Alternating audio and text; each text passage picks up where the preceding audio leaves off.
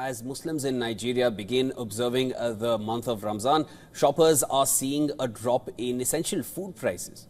And this follows a prolonged cost of living crisis and offers temporary relief to distressed Nigerian shoppers.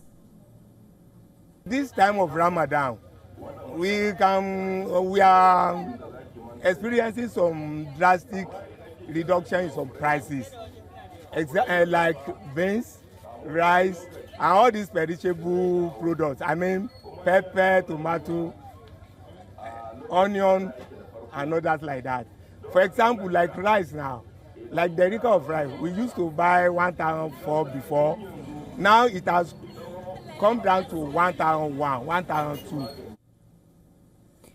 Now, the country's GDP grew by 3.8% in the fourth quarter of 2024, marking the fastest growth in 3 years. This growth follows a series of tough reforms under President Bola Tinubu's administration. This includes the removal of fuel subsidies and the liberalization of the Naira exchange rate. While the economy shows positive growth, inflation remains a concern for Nigerians. The latest data reveals inflation dropped by 24.48% in January 2025, a notable decline from December's 34.8%.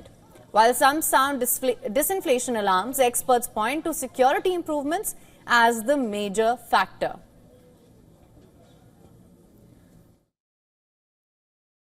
CPI has moderated from 34% to 24%. This in itself does not mean disinflation. What has happened is that we have rebased the basket we use in computing CPI.